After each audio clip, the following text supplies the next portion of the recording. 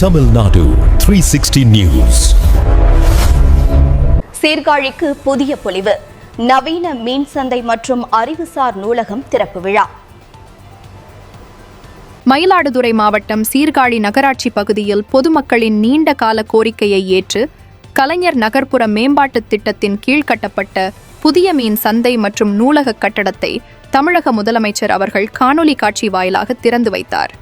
சீர்காழி நகராட்சியில் 2023 முதல் 2024 மற்றும் 2024 முதல் 2025 ஆண்டுக்கான கலைஞர் நகர்ப்புற மேம்பாட்டு நிதி திட்டத்தின் கீழ் பல்வேறு வளர்ச்சிப் பணிகள் மேற்கொள்ளப்பட்டு வந்தன.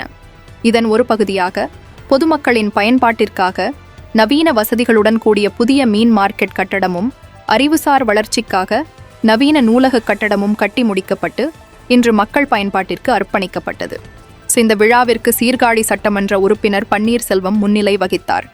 நகர்மன்ற தலைவர் துர்கா பரமேஸ்வரி தலைமையில் நடைபெற்ற இந்த நிகழ்வில் நகராட்சி ஆணையர் மஞ்சுளா அனைவரையும் வரவேற்றார்.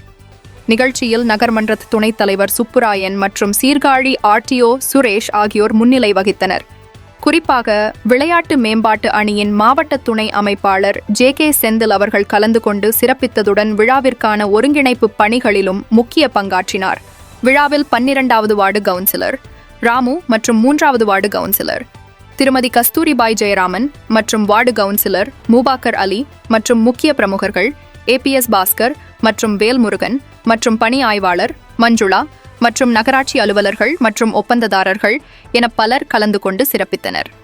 நகரின் மையப்பகுதியில் நவீன வசதிகளுடன் மீன் சந்தை மற்றும் நூலகம் திறக்கப்பட்டிருப்பது இப்பகுதி மக்களிடையே பெரும் மகிழ்ச்சியை ஏற்படுத்தியுள்ளது.